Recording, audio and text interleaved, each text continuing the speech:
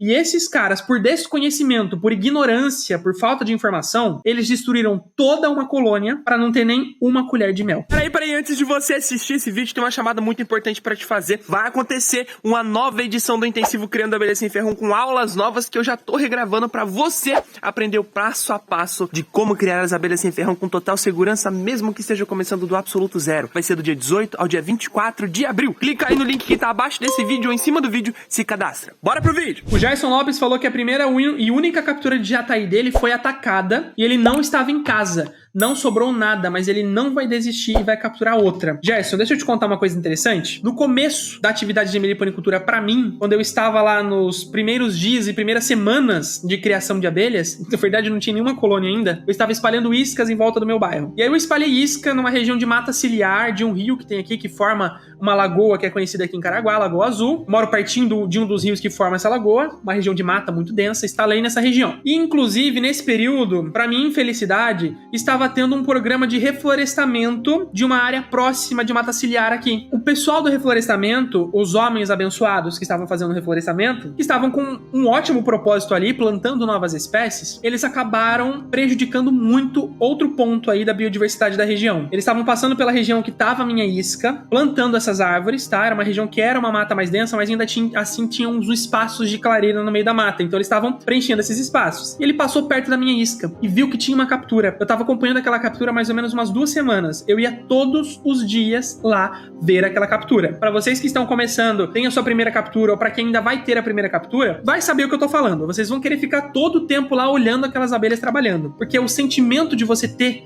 uma colônia de abelha sem ferrão, de ter entrada na sua isca, de você ter conseguido capturar uma abelha sem ferrão, é de outro mundo, é fantástico, é incrível. Então eu tava lá todos os dias e nesse dia, especificamente, eu não estava. E durante o período da tarde, esses homens passaram ali do reflorestamento, viram a minha isca, viram que tinham abelhas e algum deles, por um acaso, devia conhecer que era uma abelha sem ferrão, que era uma jataí, e sabia que produzia mel. E o que essas entidades fizeram? Essas entidades pegaram um canivete, ou um estilete, ou qualquer coisa cortante, abriram a isca por completo, sem se importar nada com as abelhas que estavam lá dentro, pegaram todo o material, disco de cria, invólucro, alguns potes de mel, poucos que tinham lá, espremeram tudo aquilo na mão e tomaram o que saiu dessa espremida que eles deram. Então lá no meio tinha o quê? Tinha abelha, tinha disco de cria, tinha invólucro, tinha lixo da colônia, tinha resina e tinha alguns potes de mel e de pólen. A região de alimentação dessa colônia era ínfima, era muito pequena. Alguns potinhos apenas, era uma captura recente. E esses caras, por desconhecimento, por ignorância, por falta de informação, eles destruíram toda uma colônia para não ter nem uma colher de mel. Uma colônia que poderia polinizar todas as espécies de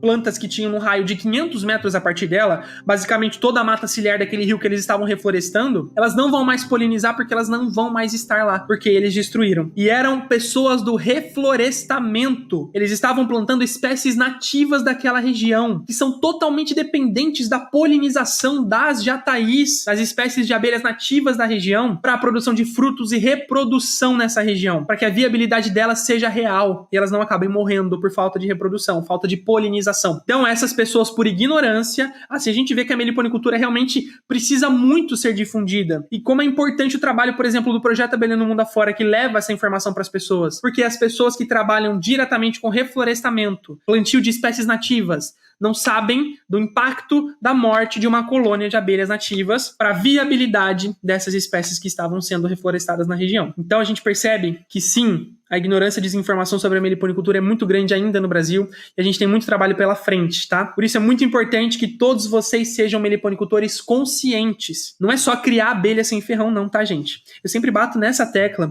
porque é muito importante. A gente não pode só ser criador de abelha sem ferrão. Senão a gente é qualquer um no meio da multidão. A gente é qualquer criador. Ah, você é criador de abelha sem ferrão? Legal. Você cria abelha sem ferrão? Então, bacana. Tem algumas colônias no seu meliponário? Legal. Não mais do que isso, você é só um criador. Agora, quando você é um meliponicultor consciente, você passa essa linha de criador muitas vezes. Você se torna muito mais. Você se torna um algo maior. Não só para você, para sua criação, mas para toda a biodiversidade que depende desses polinizadores. Porque o meliponicultor consciente, além de estar dentro do fator empreendedor, robista, também está no conservacionista. O meliponicultor consciente também preserva as espécies de abelha sem ferrão, também preserva a biodiversidade da região e não deixa que coisas assim aconteçam. Sabe por quê? Porque o meliponicultor consciente também está, de alguma forma, envolvido a ensinar as pessoas. Projetos de conscientização, nem que seja na sua própria casa, com a sua própria família, com seus amigos. Mostrar as abelhas. É muito legal a gente chegar no nosso próprio meliponário,